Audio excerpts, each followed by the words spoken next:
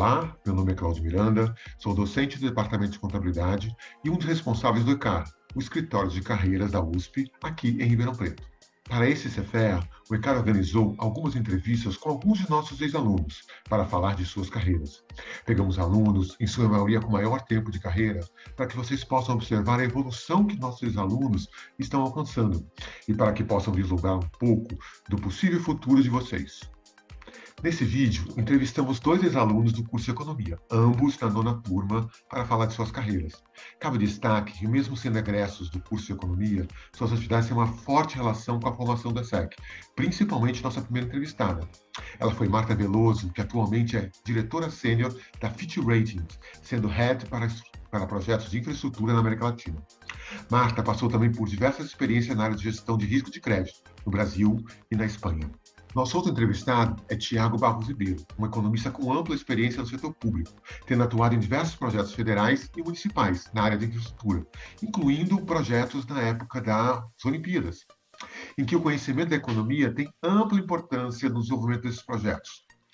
Mas vamos parar de falar por aqui e deixar nossos convidados contarem um pouco de sua carreira e de como é a sua atividade profissional, e o que é preciso em termos de habilidades para se alcançar sucesso nessas áreas. Vamos lá, então?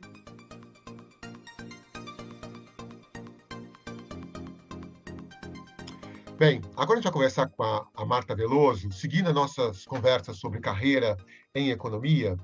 Marta é ex-aluna da 9ª turma de Economia, tem uma experiência na área de crédito, trabalha em bancos, mas eu vou deixar ela contar um pouco a história dela para vocês. Então, Marta, se apresenta um pouquinho, fala um pouquinho da sua vida de carreira acadêmica e de mercado, depois discute um pouquinho sobre a área de crédito. Ok, bom, primeiro, obrigada, Cláudio, pelo convite, é uma honra, ainda mais você foi meu professor. Enfim, eu me formei na 9ª turma de Economia no ano de 2004, né, entrei no ano de 2000, com 17 anos na FEA. Bom, basicamente eu fiz a faculdade de Economia e em 2005, no começo de 2005, eu entrei no programa de trainee do Unibanco, naquela época, né?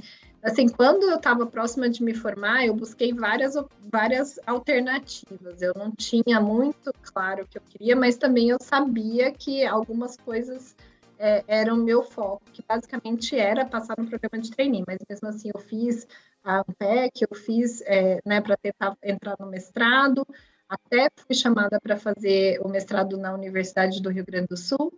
Fiz concurso público, então passei no concurso do Banco do Brasil na época, mas assim, apesar de ter conseguido essas coisas, eu achava que eu efetivamente, meu futuro deveria ser no mercado privado.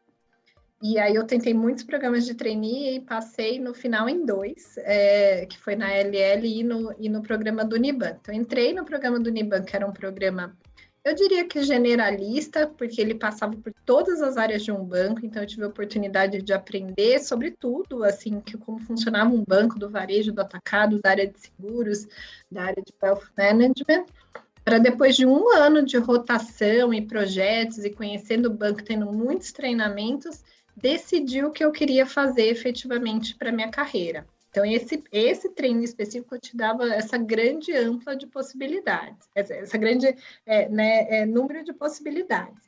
E depois de terminar o meu programa de rotação, e depois de ter ficado algum tempo na área de crédito, riscos de crédito do atacado, do banco atacado, que ou seja, aquela parte do banco que atende as grandes empresas, eu decidi que eu achava que eu queria, né, me efetivar nessa área, e, enfim, batalhei para isso e consegui a vaga.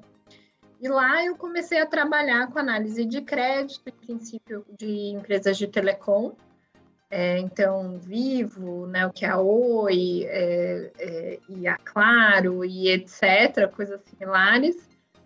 Naquela época também um pouquinho de construção civil, e logo depois de uns 6 meses que eu já estava como analista, eu fui convidada, entre aspas, mas eles me transferiram para cuidar da carteira de energia. A carteira de energia ela era muito relevante na carteira do banco, e daí já começou, eu diria que o meu grande foco aí na carreira no mercado de crédito na parte de infraestrutura.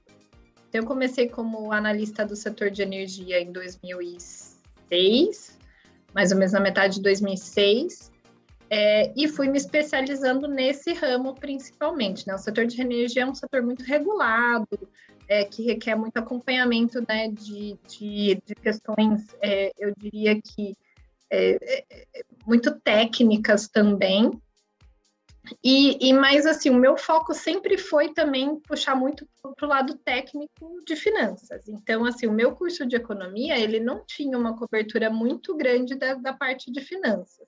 Mas já na faculdade eu identificava o quanto eu gostava de contabilidade, análise financeira e a parte de finanças. Então, ainda na universidade, uma das coisas que eu fiz foi buscar, quando eu já estava no último ano em que as matérias de economia ficam mais optativas, mas a gente tinha que cursar as optativas, eu cursar alguma matéria de finanças. Então, eu fiz uma matéria, na época era do Alberto Borges Matias, na turma de ADM, já focada em finanças, porque eu já gostava disso, e isso foi o que dá a base, a base de análise de crédito, né? A teoria de análise de crédito, ela está muito baseada na análise financeira. Para isso você precisa conhecer muito contabilidade e depois do conhecimento de finanças corporativas em geral.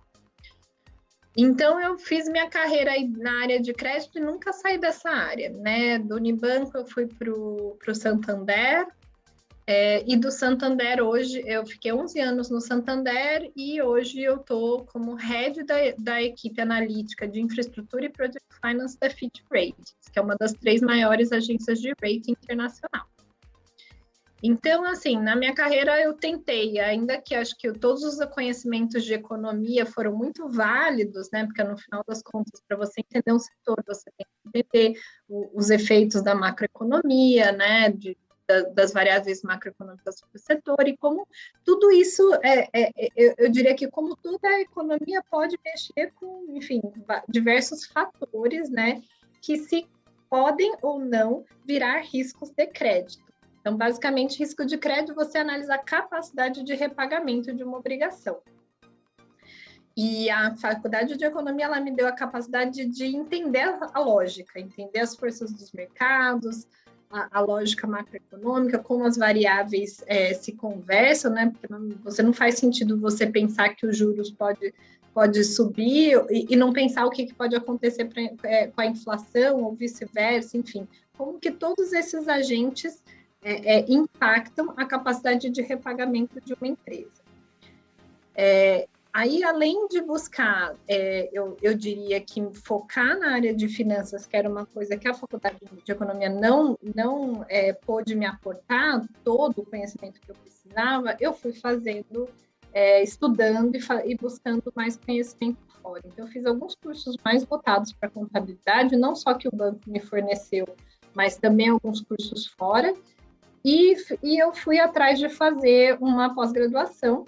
No caso, eu fiz um mestrado em finanças na universidade, no Instituto de Empresas em Madrid. Então, em 2010, eu fui para Madrid a trabalho, e de lá eu me inscrevi, fiz todas as provas para entrar no mestrado em finanças. Era um mestrado mesmo, reconhecido lá pela Universidade de Bolonha. Então, na Espanha, em outros países, ele é um mestrado oficial, acadêmico. Aqui no Brasil, teria que validar e passar por um outro processo. Mas o bom disso, eu escolhi esse mestrado especificamente, porque ele era mestrado em finanças corporativas. Ele só tinha cadeira de finanças. E o que ele me deu foi eu diria que um arcabouço técnico muito robusto. Tudo aquilo que eu já vinha estudando e já vinha aplicando no meu trabalho, ele me deu um pouco mais de solidez. Então, por exemplo, a parte de contabilidade brutal. Então, naquela época, estava se adotando o IFRS no Brasil. Tinha muitas dúvidas de como isso ia funcionar, e o que ia mudar, o que não ia mudar, como é que você projeta o ágil, não sei o que, o imposto de renda e blá, blá, blá. E lá eu pude ver efetivamente, né? Imagina, lá como é que as normas estavam se refletindo no IAS, o que era cada uma das normas do IFRS, que depois só estavam começando a ser adotadas aqui no Brasil. Então, a primeira coisa foi esse conhecimento de contabilidade muito forte que eu tive, e todo as cadeias de finanças corporativas, renda fixa, renda variável, valuation, etc., que eu diria que fortaleceu meus conhecimentos técnicos.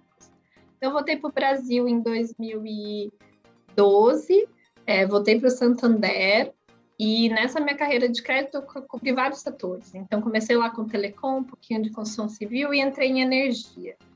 Só em 2014, 15, eu voltei a cobrir o setor de energia. Então, nesse ínterim, eu cobri a parte de concessões, de construção pesada, toda a parte do setor de infraestrutura. Então, as grandes construtoras, todos aqueles projetos que estavam acontecendo no Brasil, no governo Lula, as arenas, as plataformas de petróleo, os projetos estruturantes, uma usina hidrelétrica como Santo Antônio, etc. Então, eu acompanhei toda a parte de estruturação desses projetos, de financiamento. Santander tinha uma parte muito relevante de participação no mercado de crédito desses setores, obviamente menor do que um Itaú ou o Bradesco, mas ainda assim muito relevante.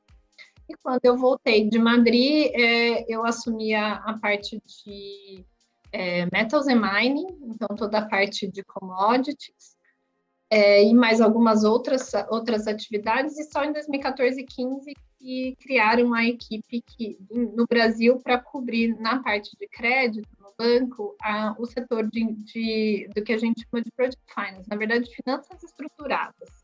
E finanças estruturadas lá era Project Finance, Structured Finance e Trade Finance, estruturada. O que são isso? São estruturas de financiamento mais complexas. E aí, para isso, você precisa de analistas de crédito que tenham conhecimentos específicos de setor e também com skills mais avançados de análise, de saber fazer projeção de fluxo de caixa de longo prazo, de avaliar essas variáveis que podem afetar, entender muito as questões técnicas relacionadas ao financiamento mesmo. Como é que você construi uma garantia, o que é bom, o que não funciona na vida real, como é que você coloca cláusulas contratuais que dão mais proteção para repagamento da dívida, etc. E assim eu voltei para o setor de energia, que eu tinha começado na minha carreira, e continuei vendo todo o setor de infraestrutura, que era o que eu tinha começado a ver lá no comecinho da minha carreira no Santander, toda a parte de eu diria, concessões e grandes projetos estruturantes. E aí eu fui para a FIT justamente porque identificaram que eu tinha todo esse skill e precisavam uma pessoa para cuidar aqui no Brasil da parte analítica. E a FIT hoje é a agência de rating que tem aí de 70% a 80% de cobertura do mercado de emissões de debêntures dos projetos de infraestrutura na América Latina, inclusive. Então, assim, que enfim, que eu fiz a minha carreira. Marta, eu queria pedir duas coisas para você. Uma, me conta um pouquinho como é que funciona, o que é o trabalho de rating, o que você faz? Para o pessoal que sempre ouve falar, mas não conhece muito o que é o trabalho de fazer rating. Sim, acho que assim, todo mundo conhece o rating dos países, né? Que mede a capacidade de repagamento da dívida pública. Então, assim, o Brasil é investment grade, o Brasil perdeu o grau de investimento, né? O que é o que mais a gente ouve falar. Eu faço isso, mas para projetos de infraestrutura. Então, vou dar um exemplo. O que é um rating? Um rating é uma classificação.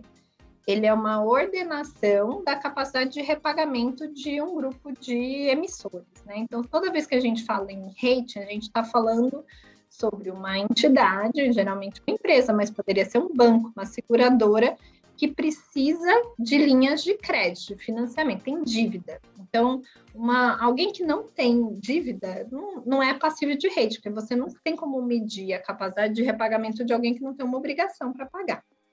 Então, o rating é uma classificação de risco e ela é uma ordenação, eu diria, da capacidade de repagamento, porque é uma escala. Então, você tem o melhor risco e o pior risco. Então, quando você vê um rating AAA, um rating AA, um rating BBB, quer dizer que o AAA é muito melhor do que um BBB. Os ratings, eles podem ser nacionais ou internacionais. O que isso significa? Os ratings internacionais, eles estão baseados em metodologias que são públicas, validadas por reguladores, né? Não só do Brasil. No caso, os ratings internacionais, reguladores basicamente americanos e europeus. E essas metodologias são públicas. E esses ratings internacionais, uma vez eles são atribuídos para qualquer que seja a entidade, de acordo com as metodologias existentes, eles são também, existem estudos que avaliam o que a gente chama de taxa de default. Então, assim, uma vez um rating nasce como AAA, o que acontece depois que ele nasce, até quando, e como é que isso vai se refletindo em probabilidade de default, que nada mais é que não pagamento da dívida.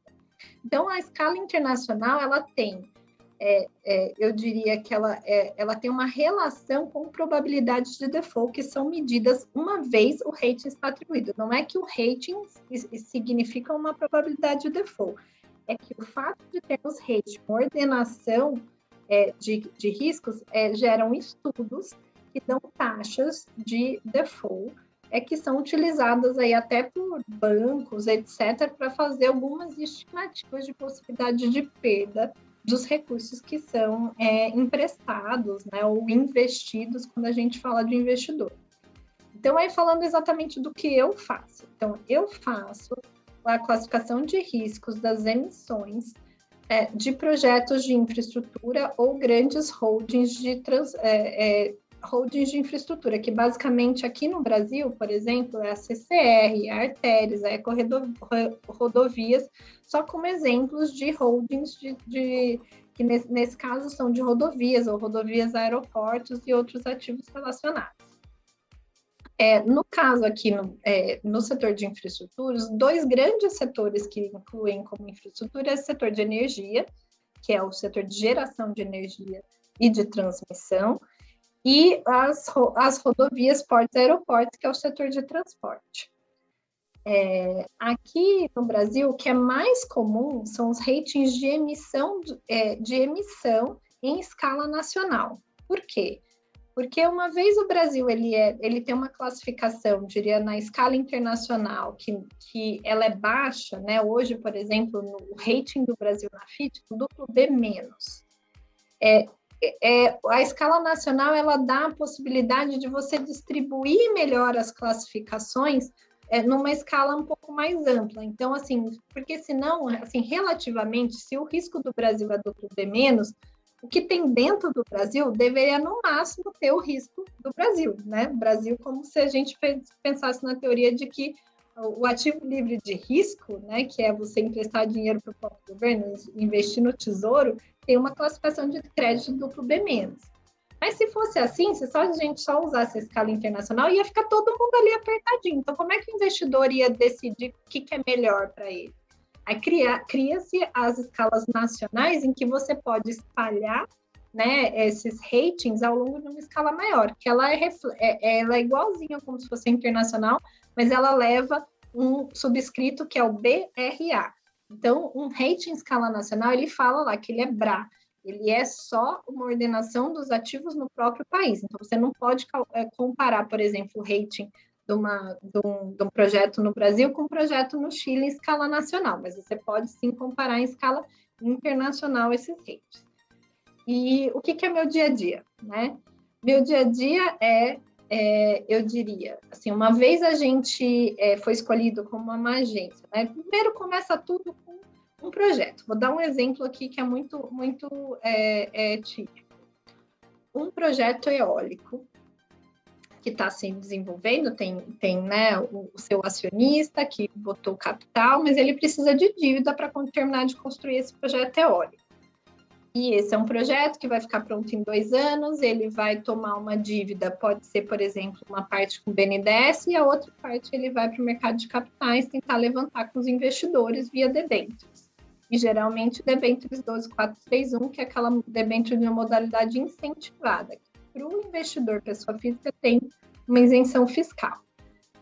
Então, quando ele vai tentar levantar o dinheiro da debênture, porque esse papel vai ser distribuído entre investidores, os investidores eles não sabem avaliar todas as questões relacionadas ao risco de repagamento de um projeto eólico. Então, o que se pede no mercado é um rating, porque o rating, sim, o investidor consegue ler, tem um comentário que tem todas as explicações de análise, e o investidor faz sua escolha de investimento. Então, meu trabalho começa quando tem alguém precisando de tomar dinheiro e, geralmente, levantar esse dinheiro no mercado de capitais brasileiro. E aí, os investidores, naturalmente, pedem um rating ou o banco que vai distribuir para os investidores, a corretora. Então, se a gente fizer falando um BTG, uma XP, essas plataformas, né, que distribuem o papel para os investidores, falam, eu preciso de um rating, porque senão como é que eu vou informar o investidor da qualidade de crédito? E as agências de rating entram nessa questão porque a gente tem, primeiro, metodologias públicas e, segundo, um olhar independente. Quem contrata um rating é o próprio emissor, mas o nosso cliente é sempre o investidor. A gente sempre vai ter uma opinião totalmente independente do que o emissor está falando para a gente. É por isso que o investidor se sente, eu diria que protegido por causa de um rating. E o meu trabalho é pegar todas as informações que eu preciso, analisar o setor, buscar informações financeiras, criar fluxos de caixa futuro que eu consiga avaliar a capacidade de repagamento. É projeção de fluxo de caixa. Como é que ele vai, qual é o serviço da dívida que ele tem que pagar, qual é a receita projetada e qual é o custo projetado, num horizonte, às vezes, de 30 anos. E o meu trabalho é um pouquinho diferente do que aquela análise de crédito tradicional, que você pega o balanço, faz análise vertical, horizontal, cria os ratios, né? O dívida líquida EBITDA, avalia o leverage. Todos eu diria que os índices econômicos e financeiros da empresa, porque eu trabalho às vezes com um projeto que nem existe, nem existe, não tem balanço, né? O projeto de energia eólica ele pode ser simplesmente uma autorização do Ministério de Minas e Energia falando você pode explorar esse potencial elétrico. No caso, um projeto de eólico é uma autorização mesmo, mas poderia ser, por exemplo, uma concessão de rodovia que acabou de sair do leilão. Acho que, se não me engano, essa semana a gente tem o leilão da Dutra. Então, vai ser um novo projeto, uma nova Dutra, que vai ter um contrato de concessão. Então, é isso. Eu faço análise financeira, baseada numa metodologia. A gente pensa sobre que tipo de variável eu vou estressar no meu fluxo de caixa para ver o que pode dar errado né, ao longo de 20 anos. Hoje, você levanta a dívida no mercado de capitais no Brasil até 25 anos. Uma linha de transmissão hoje consegue se financiar até 25 anos, um parque eólico, 18 anos, uma rodovia, 15 anos. Então, você tem que prever o que pode acontecer durante prazo muito longo. Então, basicamente, eu trabalho com isso. O meu trabalho começa quando o emissor pede para a gente começar o trabalho de rating, a gente entrega um rating, muitas vezes público, e a gente monitora. Então, todo ano eu vejo o que está acontecendo com aquele projeto que eu avaliei, ou aquela holding, né, grande, como se fosse a CCR, por exemplo, e tenho que avaliar ela uma vez, no mínimo uma vez por ano, para ver se meu rate ainda está adequado ou se eu preciso sinalizar para o mercado que eu vou mudar o meu rate ou eu mudo o meu rate. Então, a gente trabalha o que a gente fala de ações de rate. Eu decido que todo ano se aquele rate ainda está adequado, dadas as condições atuais que podem estar afetando ou não estar afetando aquela empresa naquele momento. Marta, essa entrevista que a gente está fazendo faz parte da atividade do escritório de carreiras da USP, né? Que é o ECAR. Uhum. E aí, pensando um pouquinho em carreira, em skills principalmente, quem quer trabalhar com essa área, né? Que skills precisa, tanto as softs quanto as hard? O que você indica para quem quer trabalhar, não só com essa parte de rating que trabalha, mas toda a parte que você trabalhou de risco de crédito também. Isso. Sim. Eu acho que, assim, primeira coisa, eu vou falar de technical skills, né? Então, primeiro, eu acho que, sem dúvida nenhuma, gosto por finanças, análise financeira e contabilidade, e uma boa, obviamente, saber mexer com Excel, porque é a nossa ferramenta para construir fluxos de caixa e etc. Basicamente é isso.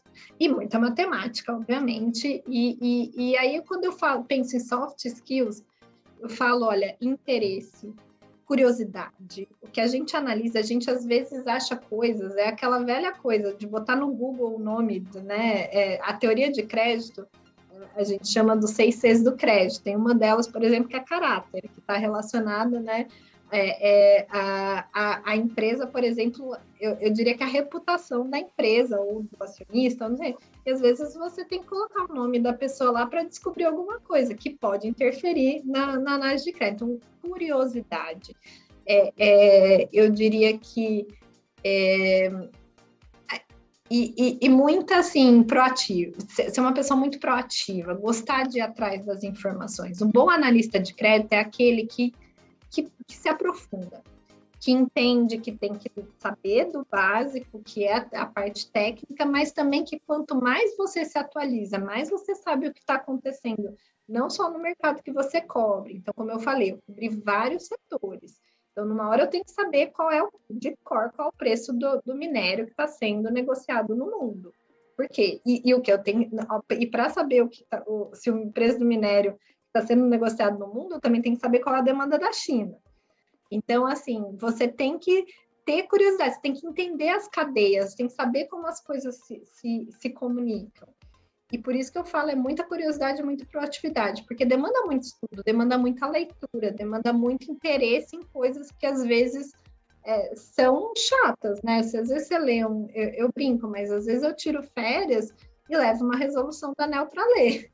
Por quê? Porque eu gosto de estar atualizado, eu gosto de saber o que e faz parte do meu negócio também. Obviamente, se eu não tivesse atualizado, eu não consigo fazer meu trabalho.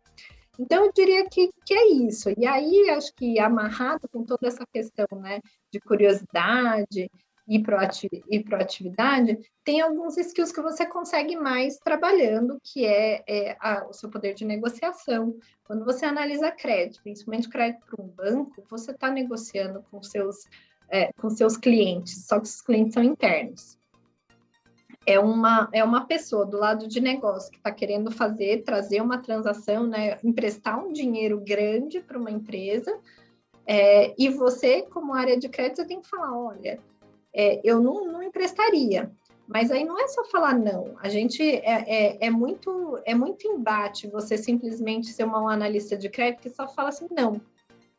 Isso não gera valor para ninguém, não gera valor para o banco, não gera valor para você profissionalmente, e acaba a conversa. O que você tem que fazer? Você tem que negociar. Olha, eu faria nessas condições. E por isso os skills de negociação, de saber levar, sabe, de ver os ângulos, saber ouvir, eles são muito importantes para um bom profissional de crédito. Porque crédito não é só analisar, não é só colocar o seu conhecimento técnico, mas é também ajudar a fazer bons negócios, quer seja para o lado de um banco, é que numa agência de rating, uma das coisas que a gente não pode é estruturar transações, mas você, de alguma maneira, você faz perguntas, e essas perguntas têm a intenção de entender por que aquela coisa está ali ou está diferente de um padrão de mercado, por exemplo. Então, assim, é muito importante o skill de negociação, e eu diria que saber ouvir, porque você, de alguma maneira, vai estar o tempo inteiro negociando com contrapartes que, às vezes, têm uma visão muito diferente, né? A área comercial quer fazer o negócio. Você, como crédito, você tem que proteger o balanço do banco ou da empresa, porque pensa que crédito não é só dívida, né? Crédito é você dar, por exemplo, cobrar a prazo. Isso também é concessão de crédito, e a análise de crédito se aplica a empresas normais do cotidiano que estejam vendendo a prazo, por exemplo. Elas têm que saber que elas vão receber o recurso no futuro. E a mesma lógica se aplica nesse quesito também. Marta, você falou que foi caçada pela Fint. Como é que eles te acharam, hein? Por onde te acharam? Eles me acharam via um headhunter. Então, bom... E esse headhunter te achou por onde? Pelo LinkedIn. Então, assim... onde eu queria chegar. Exatamente. Ter um currículo atualizado, manter, né? O LinkedIn, ele é uma plataforma, mas ele também te dá essas possibilidades de conexão com outras pessoas do mercado de trabalho. Então, deixar seu currículo atualizado, não só fisicamente, mas atualizado no LinkedIn é bastante importante. Eu tenho um currículo, tá sempre, eu sempre atualizo, porque também depois, quando precisar, vira e mexe, você precisa simplesmente para entregar na própria empresa, por conta de atualização de algum dado, etc. E às vezes você nem lembra, né? Você esquece de atualizar. Mas isso é tudo capital pessoal e é importante a gente gastar tempo para deixar esses contatos atualizados. E a outra coisa super importante é a gente network, né? Ninguém está aqui sozinho, não é só no LinkedIn, não adianta você botar lá seu currículo no LinkedIn e deixar as coisas acontecerem. Você tem que falar com as pessoas, tem que saber o que está acontecendo. Não tem problema nenhum você chegar, inclusive para os colegas da fé, e falar, olha, eu estou querendo entender mais dessa área, você me daria algum conselho? Recentemente, inclusive, Cláudio, um ex-aluno me mandou o currículo, me pedindo ajuda para uma vaga de uma área par minha, não era minha área, era Structure Finance, e eu tive uma conversa muito, o que você fez na sua vida? O seu currículo ele não está adequado para essa vaga.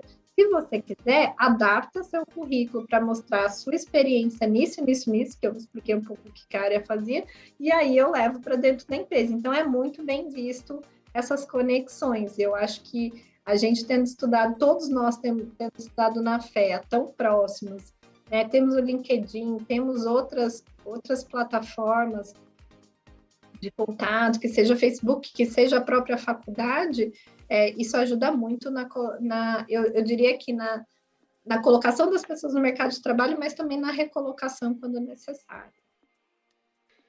É isso, Marta. Queria agradecer muito. Se deixasse uma palavra final para os nossos atuais alunos de graduação aqui da FEA, pensando na carreira deles. Deixo. E é isso. Assim, a única coisa que eu recomendo tentem identificar a área de preferência de vocês ainda na faculdade. Porque, assim, se você puder, já dentro da faculdade, fazer algo que te ajude a mover dentro dessa área de preferência, é muito bom. E não olhe só para o seu curso, olhe para tudo que a FEA tem de oferecer. E esse contato com alunos, né, já formados e com uma carreira sólida é muito importante. Eu mesma adoraria ir receber formandos que queiram trabalhar e obviamente, vir para São Paulo e ter uma carreira e que queiram se desenvolver. Então, também deixar aí o recado que estamos sempre abertos a divulgar os currículos e a receber currículos para trabalhar comigo ou com qualquer outra pessoa que eu possa indicar dentro de ex-alunos. E falar também que a nossa comunidade é muito forte. Então, que foi os melhores anos da minha vida foram estudando na FEA, e eu trago grandes amizades até hoje, depois de tantos anos que ainda são correntes, e assim, não só profissionalmente falando, mas pessoalmente, principalmente falando. Então, é isso, desejo muita sorte para os alunos e espero aí contribuir um pouco para a curiosidade deles, e fico à disposição se alguém tiver alguma dúvida específica e quiser saber um pouquinho mais sobre o meu mundo. E também eu vou te mandar, Cláudio, um vídeo sobre o que é hate. Então, para você divulgar aí para os alunos que quiserem entender, um vídeo bem curtinho de 5 minutos que a empresa fez recente, e também um material de vídeos que a gente fez para a Semana de Infraestrutura o ano passado. Minha equipe, a gente preparou uma série de vídeos, de entrevistas sobre o setor, também para quem tiver interesse de entender um pouco mais sobre o setor de infraestrutura. Obrigado, Marta. De nada.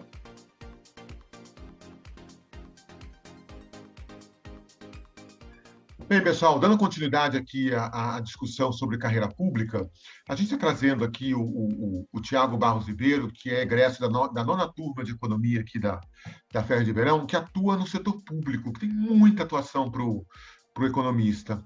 Então, eu vou pedir para o Tiago aqui se apresentar, falando um pouquinho da experiência, para depois a gente falar um pouquinho dessa carreira na área do setor público para economistas. Legal, Cláudio, obrigado pelo convite. Bom, eu me formei na FEA em 2004, né? Logo na sequência fiz o mestrado em economia ainda na GV. E aí, em algum determinado momento da carreira, depois de trabalhar 3 anos em consultoria econômica, de fato, no mercado, na LCA Consultores, eu decidi mudar de ramo de atuação, digamos assim, e tinha esse concurso que é bem interessante, que a carreira se chama Especialista em Políticas Públicas e Gestão Governamental, ligada, então, ao Ministério do Planejamento, né, hoje Ministério da Economia, que era uma carreira que permitia uma transversalidade muito grande de atuação. Por mais que a formação de economista fosse uma daquelas que eram aceitas para que você se inscrevesse no concurso, fizesse o concurso, você poderia, ao longo da sua carreira como especialista em políticas públicas de gestão governamental, atuar nos mais diversos segmentos de infraestrutura, de economia, de educação, de saúde, enfim. Era um leque muito amplo dentro da gestão pública, não necessariamente ligado à economia, e como eu sempre, inclusive ao longo do curso de graduação, né, eu enxergava a economia como algo além da teoria puramente econômica, né, pensando na aplicação daquilo que a gente aprende para a sociedade, eu imaginei que seria uma carreira interessante a seguir. A remuneração também era atrativa na época. E aí prestei esse concurso, isso já foi em 2009 para 2010, fui aprovado e desde então, já faz mais de 10 anos que eu estou nessa carreira. E aí eu já passei por muitas áreas diferentes, né? Eu comecei lá na Secretaria de Gestão do Programa de Aceleração de Crescimento, PAC.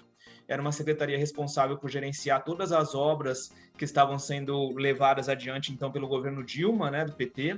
E eu fui coordenador geral da área de recursos hídricos, então, coordenei as obras de perímetros de irrigação, transposição do Rio São Francisco, barragens e adutoras, um conjunto de obras muito concentrado no Nordeste na época. Depois disso, eu recebi um convite para ir para o Rio de Janeiro, para trabalhar na organização dos Jogos Olímpicos do Rio 2016, e lá, aí eu já fui para trabalhar num consórcio, que era um consórcio interfederativo, governo federal, municipal e estadual, que coordenava as obras e os serviços relacionados à entrega dos jogos na data prevista. Depois, finalizados os jogos, aí já no final de 2016, eu volto para Brasília e aí sim eu inicio uma trajetória que se mantém até hoje mais ligada ao ramo de infraestrutura.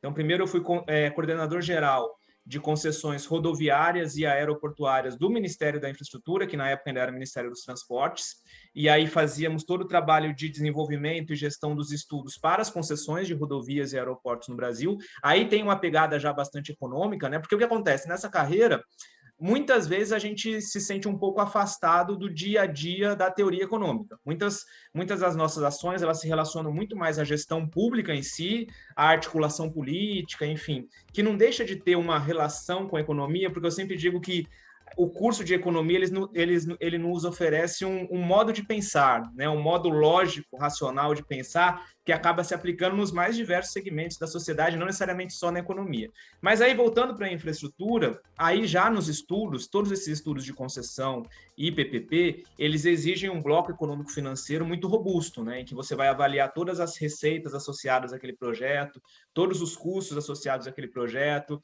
o custo ponderado de capital, a taxa interna de retorno, para que você viabilize um projeto que, ao mesmo tempo que dê retorno para a sociedade, ele também garanta uma taxa de atratividade mínima para o privado. E aí eu fiquei lá em Brasília até o começo de 2019, e aí o prefeito Nelson Marquesan, de Porto Alegre, me convidou para ser secretário municipal de parcerias estratégicas, então liderar toda a carteira de Porto Alegre de concessões PPPs. Porto Alegre não tinha nenhum contrato assinado em toda a sua história de concessões PPPs. A gente conseguiu lançar 8 editais lá, assinamos 5 contratos, fizemos concessão de relógios eletrônicos digitais, de placas de rua, de um auditório muito importante na cidade, que é o Auditório Araújo Viana. Fizemos a primeira PPP da história do estado do Rio Grande do Sul, que foi a PPP de iluminação pública, e assinamos também um contrato de concessão de um parque bem importante lá para a cidade, que é o Parque Harmonia, onde tem uma série de eventos tradicionais lá da cultura gaúcha. Finalizada a gestão Marquesan, já no final do ano passado, o prefeito João Campos venceu a eleição aqui no Recife e me convidou para fazer basicamente o mesmo trabalho que eu fazia lá em Porto Alegre, também coordenando a carteira de concessões e PPPs. É onde eu estou hoje, desde fevereiro eu estou aqui em Recife. Acabamos de lançar, inclusive, a nossa primeira consulta pública dos relógios eletrônicos digitais, e a ideia é fazer esse mesmo trabalho de maturação, desenvolvimento de concessões PPPs aqui em Recife, que é outra cidade que também não tinha nenhum projeto em toda a sua história de concessão e PPP. Quando você fala em concessões e todos esses aspectos que você fala do setor público, você até falou um pouquinho de voltar à economia, mas quais são os conhecimentos técnicos ou a mesma competências sociais que você acha que é importante para atuar nesse setor que você tem atuado? Olha, para atuar no setor público, acho que a primeira coisa que é importante e que eu tinha muito antes de entrar é um pouco de desmistificar o setor público para o bem ou para o mal. Acho que quando a gente está na faculdade, de um lado tem aqueles que endeusam muito o setor público e idealizam um pouco tudo aquilo que o setor público é capaz de fazer se houver boa vontade e imaginam que indo para o setor público poderão transformar radicalmente a sociedade. Isso não é verdade, porque existe uma série de amarras, inclusive burocrático-administrativas, além de políticas, para você colocar em prática as suas ideias. Né? Então, quando você passa num concurso público, por exemplo, eu passei pelo governo Dilma, passei pelo governo Temer e passei pelo governo Bolsonaro, estou no governo Bolsonaro agora, que tem linhas ideológicas muito diferentes entre si. Você é um funcionário não daquele governo, você é um funcionário da sociedade, né? Quem paga o seu salário é a sociedade. Então, você não pode se apaixonar, ou não é uma boa prática que você se apaixone por uma ideologia, porque independente da ideologia, sempre vai haver bons programas. Por pior que seja o governo, por mais que a gente discorde dos governos, ele vai ter boas pautas para serem desenvolvidas. O governo atual, por exemplo, tem um destaque muito grande na área de infraestrutura. O Ministério da Infraestrutura, com o ministro Tarcísio, ele tem conseguido resultados que outros governos não conseguiram. Então, você sempre tem que tentar se dissociar um pouco da ideologia e tentar, dentro daqueles programas que estão planejados por aquele governo, independente do governo que seja, fazer o melhor trabalho relacionado a ele. De outro lado, o inverso dessa moeda são aquelas pessoas que veem o setor público como um grande rebanho de corruptos, de pessoas que só fazem o mal para todo mundo, que estão ali para roubar a sociedade, para ganhar dinheiro, que também não é verdade.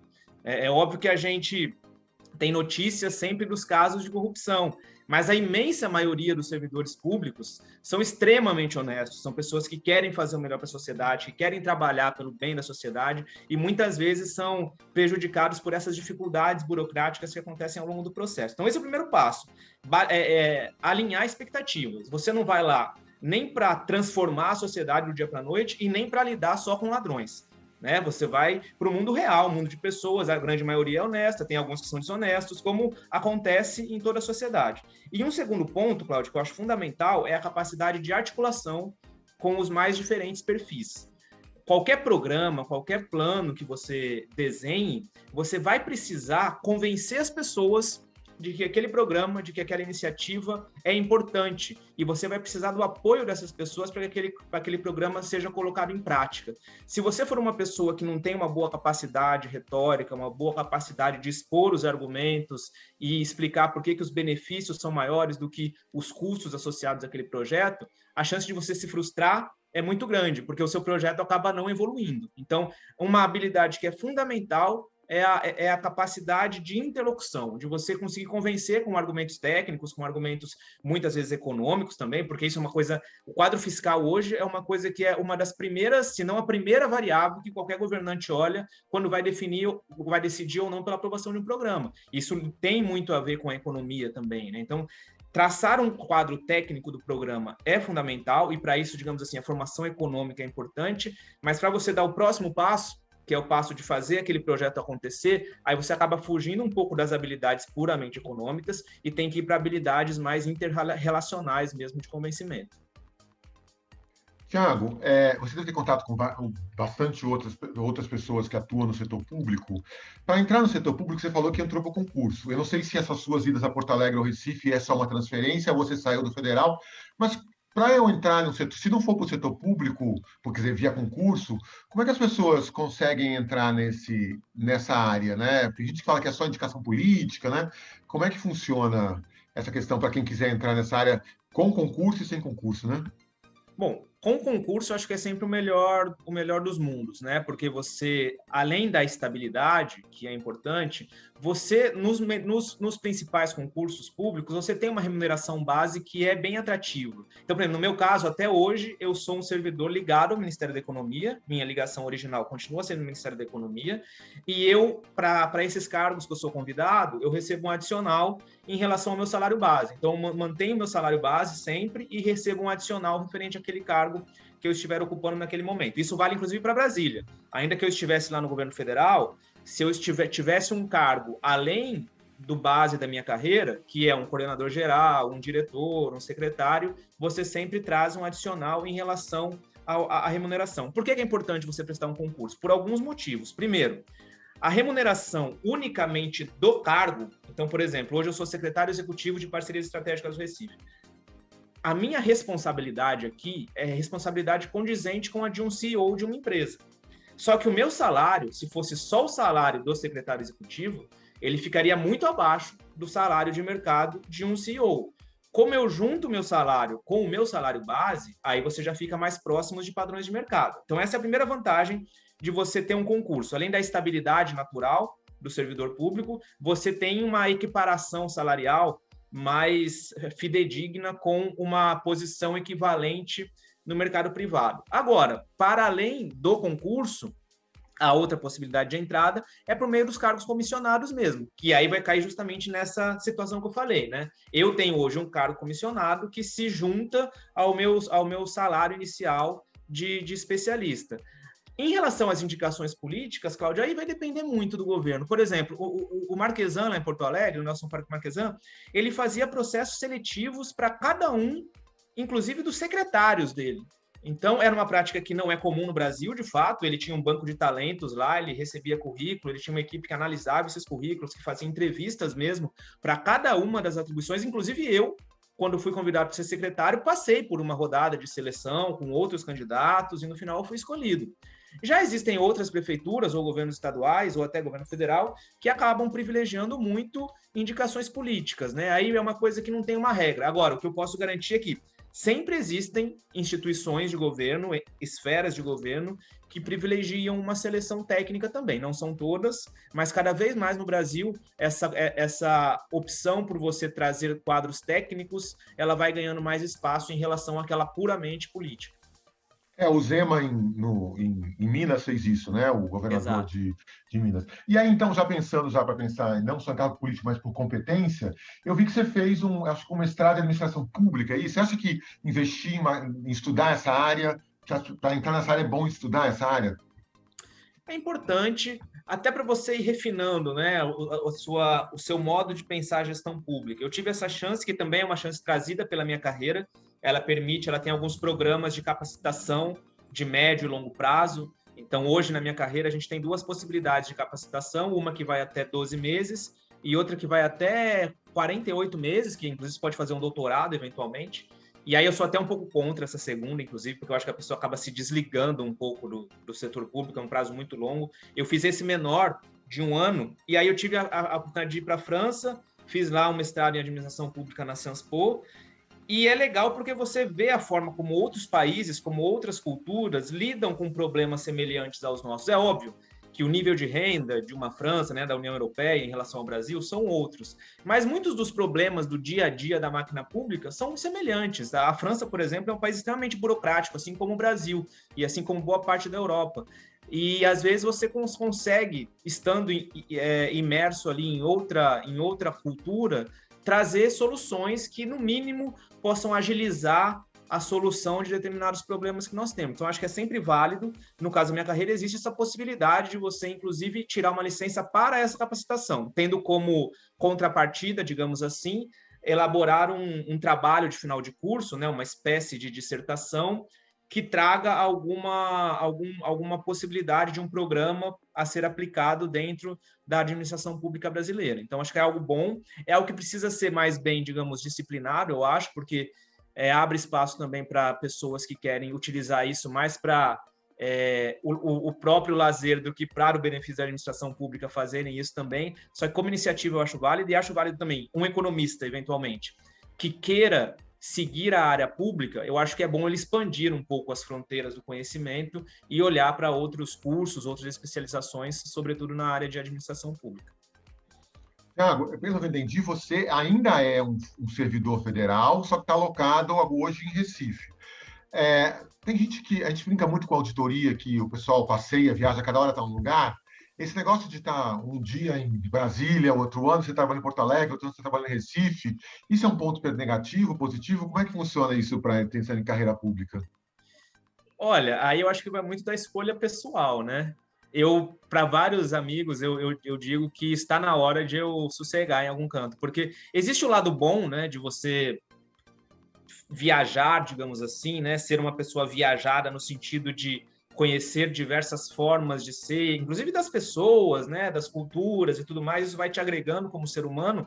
Só que isso tem aquele aspecto de dificultar também um pouco da sua vida pessoal, né? Existem pontos da sua vida pessoal que vão ficando um pouco à margem quando você opta simplesmente por esse investimento absoluto no seu sucesso profissional. Acho que essa é um dilema que todos os estudantes, né, talvez até não no primeiro momento, né? Acho que quando a gente se forma ali com 23, 24 anos, dificilmente uma pessoa já tem muito planejado na cabeça dela esse dilema que em algum momento vai acontecer, que é, tá, e agora, né? E agora? Para onde eu vou? Eu vou seguir aqui como uma pessoa individual, convicta e que vai seguir para a posteridade dessa forma, ou é um momento de um equilíbrio familiar, enfim, uma coisa que vai muito além disso. Eu hoje estou neste momento de não.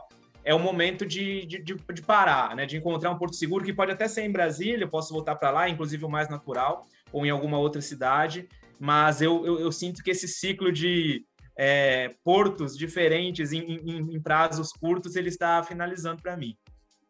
Ô, Tiago, só para finalizar aqui, então, se você quiser dar algumas considerações finais aos nossos alunos que pensem na carreira pública, pode deixar aqui para a gente finalizar, então, nossa entrevista aqui. Bom, legal. Bom, primeiro eu quero incentivar todos vocês a seguirem aí até a conclusão do curso, buscar aproveitar da melhor forma possível essa época que é fantástica e que com certeza vocês terão muitas saudades no futuro, sobretudo se vocês se afastarem um pouco da vida acadêmica, como foi o meu caso. No caso do Cláudio, por exemplo, acho que nem tanto, né? Porque você continua naquele convívio ali, mas é um tempo maravilhoso da vida de vocês, aproveitem bastante. E tenham tranquilidade, eu acho, no momento de decisão, seja pela área pública ou por outras áreas. Primeiro, saibam que não necessariamente é algo definitivo na vida de vocês, vocês podem errar e depois redirecionar. Por exemplo, eu iniciei minha carreira no mercado mesmo, né, em consultoria econômica, a coisa mais, digamos assim, diretamente atrelada ao que é o curso de economia mesmo, né, um local em que eu aplicava muito tudo que eu havia conhecido no curso. E depois de 3 anos eu modifiquei a minha trajetória. Então, acho que existe tempo, é importante que vocês gostem daquilo que vocês escolheram fazer. Isso é o mais fundamental, entendeu? Seja na área pública, seja na área privada, seja abrindo o próprio negócio e utilizando alguns conhecimentos que vocês adquiriram ao longo do curso. O importante é que aquilo faça brilhar os olhos de vocês, porque uma coisa que eu aprendi nesse tempo é que, às vezes, é óbvio que seria muito romântico de minha parte dizer que o salário não importa. É óbvio que o salário importa, mas ele só vai trazer a devida satisfação se ao lado daquele salário houver algum nível de satisfação profissional. Então, busquem a satisfação profissional. Se quiserem também conversar comigo diretamente, depois o Cláudio passa aí o meu contato para vocês, eu fico à disposição. No que puder ajudar, aqui eu tenho esse carinho especial que eu sempre vou ter pela FEA de Ribeirão. Na verdade, eu passei na FEA de São Paulo no início do meu vestibular e depois acabei me transferindo para Ribeirão e aprendi a amar toda essa estrutura aí e gostaria muito e ficaria à disposição para ajudá-los no que puder para que vocês evoluam bem profissionalmente. Obrigado, Ricardo, Tiago, pela sua participação aqui no nosso CFEA.